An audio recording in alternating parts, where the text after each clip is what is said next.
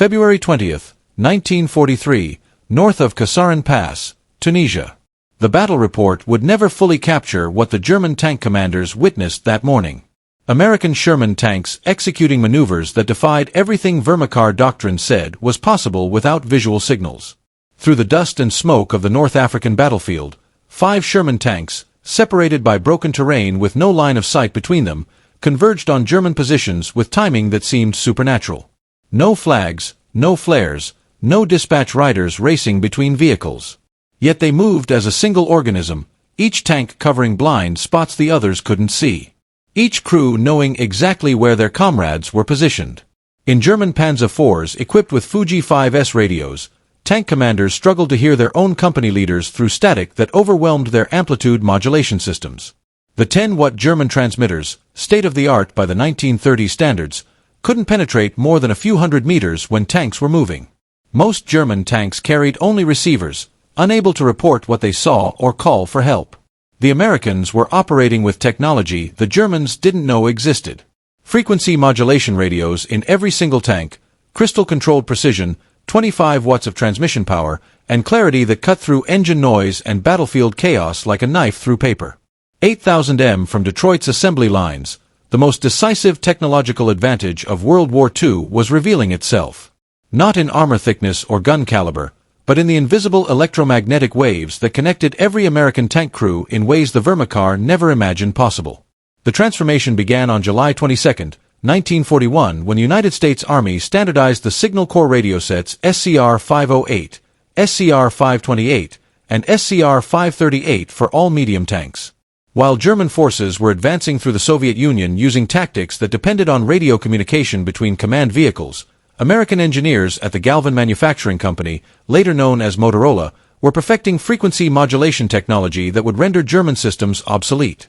The engineering team included Daniel E. Noble, who conceived the application of FM technology in military vehicles, and Henryk Magnoski, the principal RF engineer, who solved the technical challenges of installing sophisticated electronics in the harsh environment of a tank. Their creation weighed 181 pounds and transformed every Sherman tank into a node in the world's first battlefield network. The BC-604 transmitter generated 25 watts of power, 2.5 times the German FUG-5's output. Operating in the 20, 0 to 27, 9 MHz frequency range, it provided 10 preset channels with crystal-controlled stability.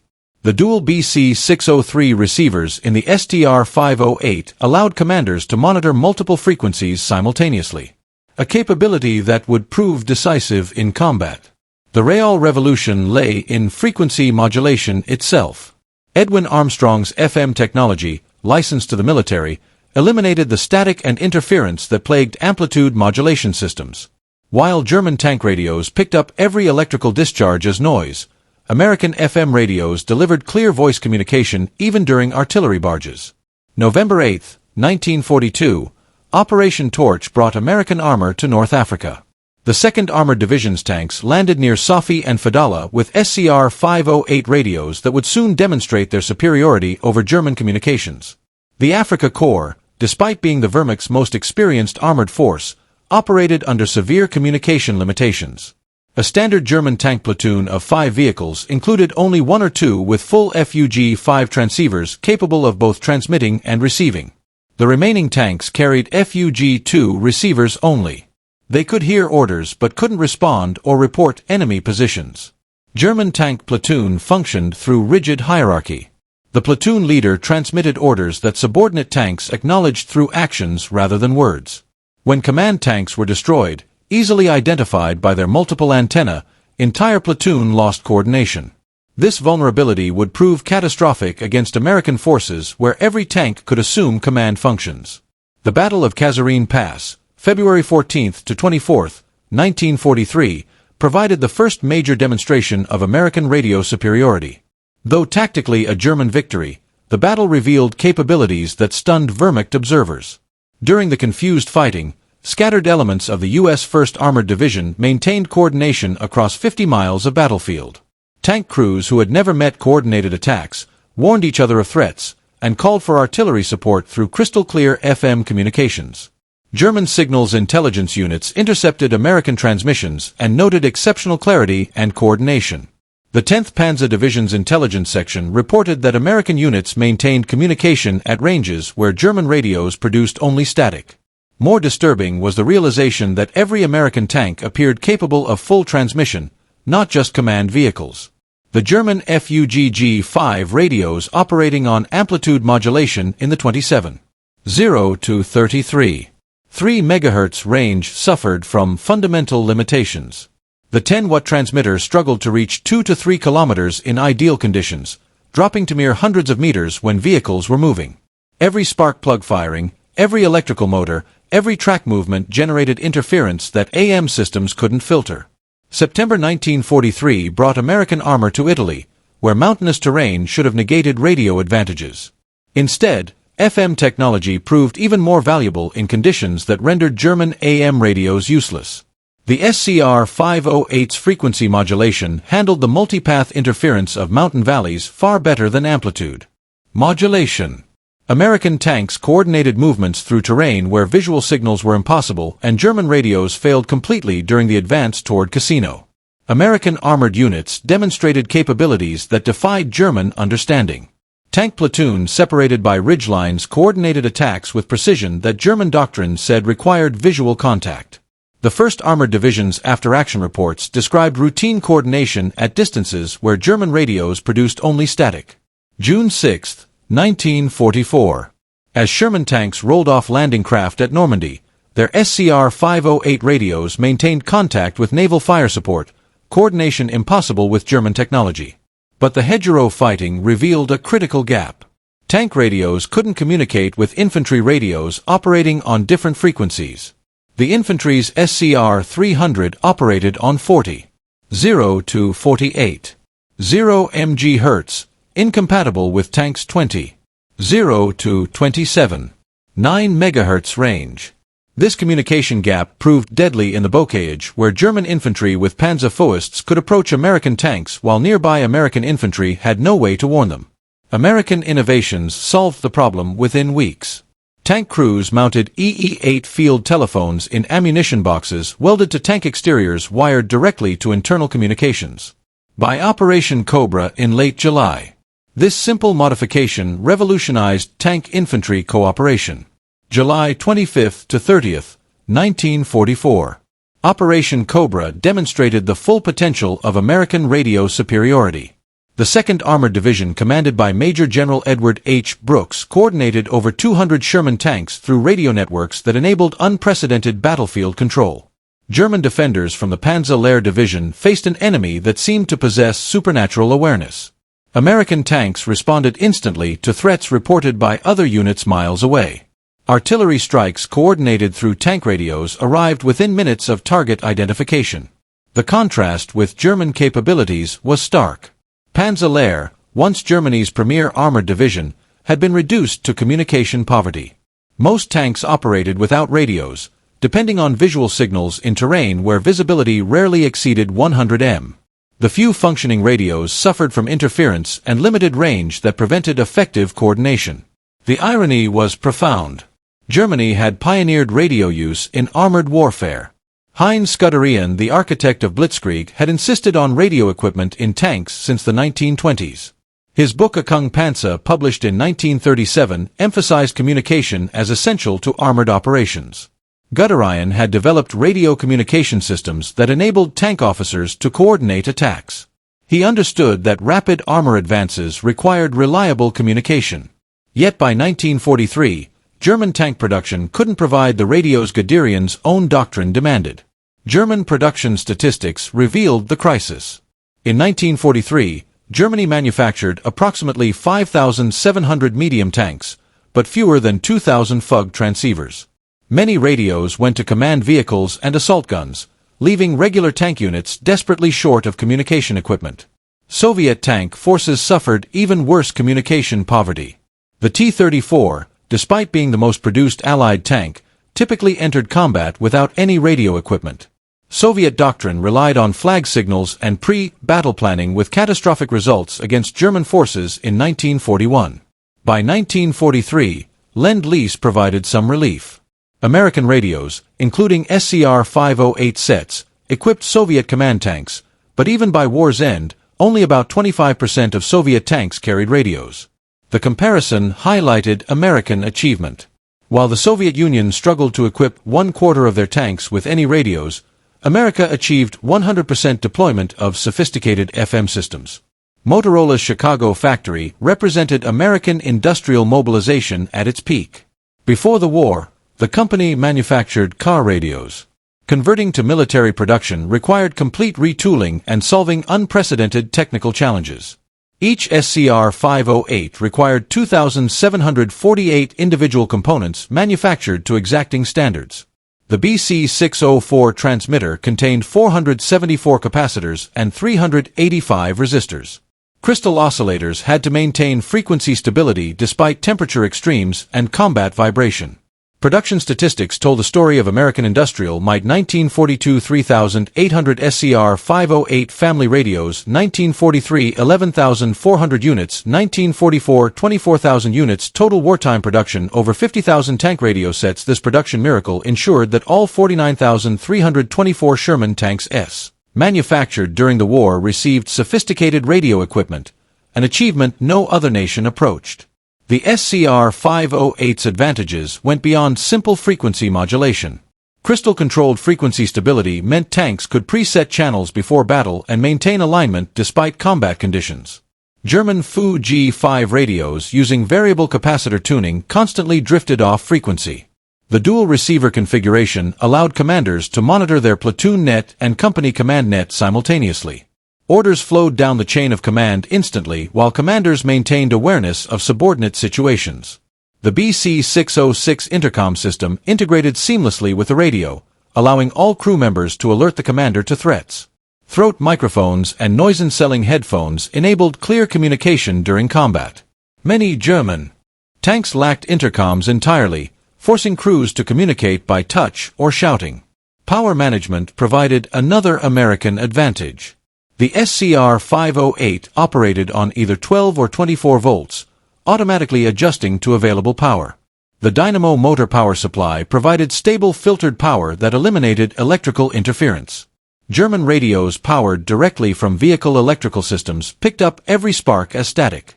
The tactical advantages of universal radio deployment transformed American armored doctrine.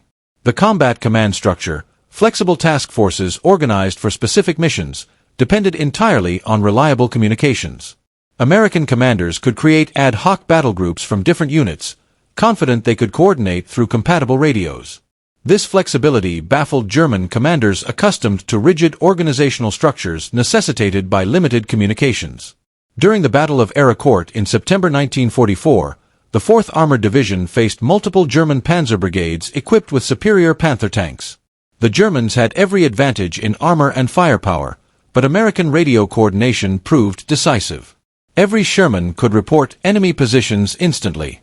Tank destroyers received targeting information from tanks they couldn't see.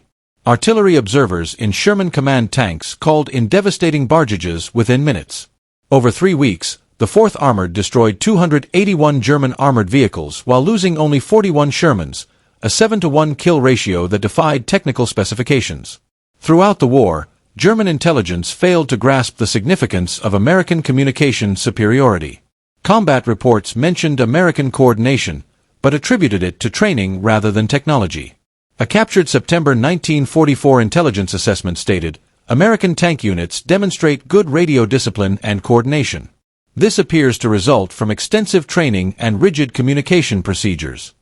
The report completely missed the technological advantage. German tactics never adapted to American capabilities.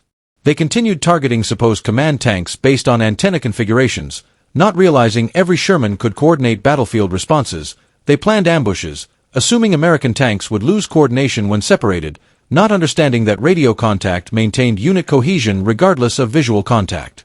March 1945. As American forces approached the Rhine, their communication superiority reached its zenith. The capture of the Remagen Bridge demonstrated the speed of American command and control.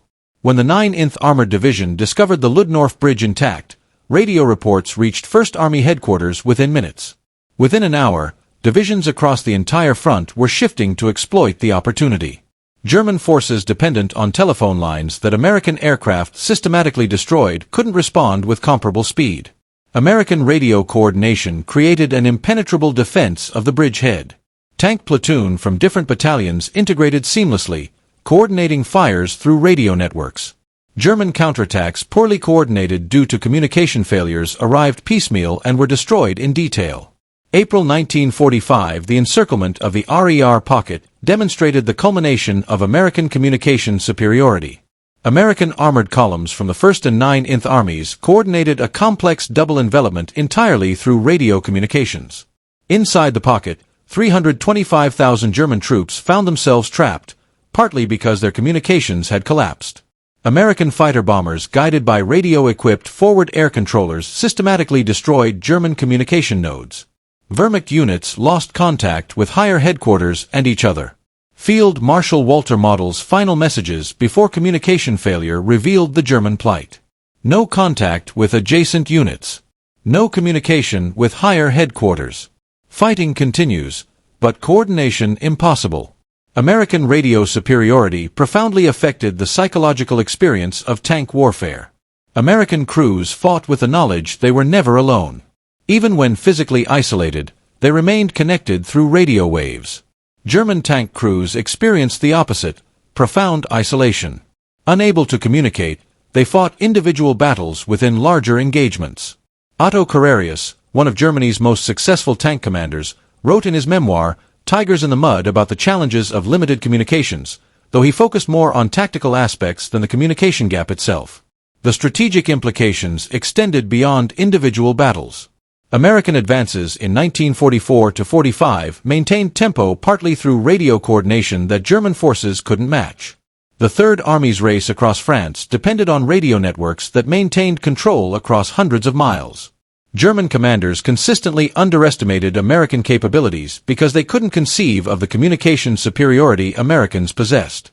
Heinz Guderian, in his role as Inspector General of Armored Troops, recognized the problem but couldn't solve it. In a December 1944 memorandum, he acknowledged that American coordination negated German advantages in tank quality. After Germany's surrender, American technical intelligence teams evaluated German equipment. Their findings confirmed what combat experience suggested. German tanks often possessed superior armor and armament but catastrophically inferior communications. U.S. Army Technical Intelligence Report No. 176 concluded German tank communications equipment was approximately 5 years behind American systems. The absence of frequency modulation, limited radio distribution, and poor electrical suppression created critical vulnerabilities. Soviet evaluators reached similar conclusions. The Red Army, given access to captured German equipment, chose to copy American radio designs rather than German systems for post-war development. Production and deployment statistics reveal the magnitude of American achievement. American radio production 5085-28538 radios produced 50,000 plus units. Sherman tanks produced 49,324 units. Radio deployment rate 100%. Transmission power 25 W. Frequency stability crystal controlled plus or minus 0.1%. Range moving 7 miles. Range stationary 10 to 15 miles. German radio production FUG-5 transceivers produced approximately 6,000 units. Medium-heavy tanks produced approximately 12,000 units. Full transceiver deployment rate approximately 20%. Transmission power 10 W. Frequency stability variable plus or minus 1%. Range moving 0.5 to 1 mile. Range stationary 2 to 3 miles. Communication effectiveness. Average time for American fire mission 3 to 5 minutes. Average time for German fire mission 15 to 30 minutes. American tanks achieving coordination 100%. German tanks with full communication 20%. The radio superiority of Sherman tanks established principles that govern armored warfare today. Modern main battle tanks carry communication suites that trace their lineage directly to the SCR-508 digital rather than analog, but fundamentally based on universal deployment and reliable coordination. The German Bundeswehr, rebuilt in the 1950s, prioritized communications based on World War II lessons. Every Leopard tank manufactured has carried comprehensive radio systems. A Bun's training manual explicitly states, "The defeat of superior German tanks by inferior American vehicles with superior radios teaches that information dominance outweighs platform superiority." Modern conflicts validate this lesson. In the 1991 Gulf War, coalition forces with superior communications destroyed Iraqi forces equipped with individually superior Soviet-designed tanks but inferior radios. In 2003, American forces again demonstrated that network-centric warfare defeats platform-centric warfare. The story of American Sherman tank radio superiority represents a victory in the electromagnetic spectrum that proved more decisive than advantages in armor or firepower. German tank crews fought their war partially blind to this revolution, discovering too late that every Sherman tank was not just a fighting vehicle, but a node in history's first battlefield network. The SCR-508 radio transformed the M4 Sherman from an adequate medium tank into a component of a weapon system that included every other American tank on the battlefield. This transformation proved more decisive than any improvement in armor or firepower could have achieved. Every Sherman tank carried the tools of victory, not just in its 75mm gun or sloped armor, but in the 181 pounds of radio equipment that connected its crew to every other American tank crew. This connection created a collective intelligence that no individual German tank, regardless of superiority in armor or firepower, could match. German forces discovered this reality through bitter experience.